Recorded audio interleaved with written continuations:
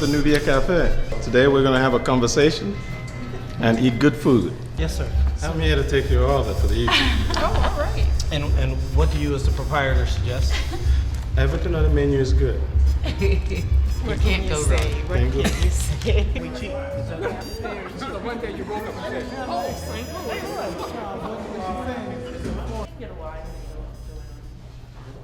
Are there other issues? I know I watched the World Cup this year and couldn't figure out what country to root for that came from Africa. I know that we have this pseudo black national anthem, but it doesn't pull at your tug at your heartstrings. Are there other ways in which we psychologically are removed as because we are not an immigrant population, but we are a population of people who were pushed off the continent? You're speaking to a sense of nationhood, and while as African Americans we might not be able to grasp that there's a particular nation on a continent that we gravitate to, but we do claim the entire continent. Okay, that's one thing we do, and then there are certain examples that we may claim more closely. Like in recent memory, when Nelson Mandela is walking out of prison, okay, as a free man, and then begins to move toward transforming South Africa or helping to transform South Africa. Okay, that's a moment that all of us shared. When Haile Gebrselassie wins the marathon in New York, okay, he's an Ethiopian, but African Americans look at that and say that's a black man winning the New York Marathon. Okay, so it's not. I wouldn't say that there's something that we can't link to. So we link to everything that comes out of Africa. Well, one other thing I was going to say is I was just thinking about it when you're saying the whole continent of Africa.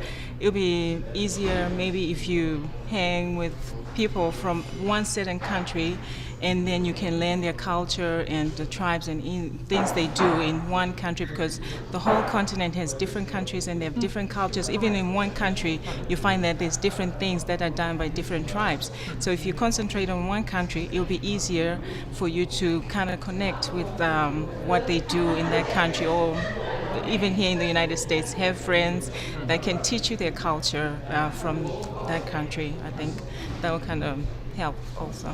That's true. Mm-hmm. That's true. What about the issue of a lot of immigrant communities have issues now of raising kids and the Americanization of those children? Terry, you sort of indicated, and Bolanle as well, that perhaps part of that issue is going backward in time to teach our youth about their culture relative to the African experience, and then getting a sense or a connection. Does that work? Can it work? I know that the Boston community is really having a hard time right now because their kids are so Americanized that they're having difficulty with behavior. Well, I've seen it work, and I believe it can work because I've seen it work. It takes how you present it also. You have to present it in the context that people are living today, that our youth are living in today, and where they can understand its necessity and its viability. Why is it important, and how can it help them today in 2010? Let's understand culture gives us at least three things: identity, purpose, and direction. It lets a people know who they are in the world, how they relate to other people in the world.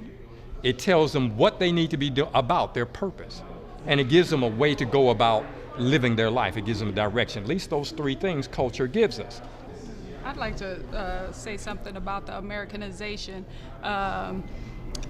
America's having problems with bringing up mature, responsible adults, simply because of the way that American culture, the way that it has. So it's no different for the immigrant populations. Well, it's hard for the immigrant populations because that's not their center. but they come to America hoping for a better life, looking to create a better life for themselves and for their families. But because you're in America, America has a different set of things that America thinks is important. And so as children grow up, any child growing up in America is going to be exposed to American thinking, American beauty standards, American ideas of what is important, like materialism. Acquiring a lot of things is one of the things that's a feature of American culture. Is whoever dies with the most toys wins kind of thing. And which is counter to many cultures, many other cultures. Many other cultures value family, the relationships between parents and children, and close family ties, working together. A lot of cultures have that as a lot of other people have that as part of their everyday life. But in America, individualism, rugged individualism, and when children come up in that, then that is part of what creates the gap between parents and their children, because parents are going, where'd this come from? It's part of what happens when you come to America.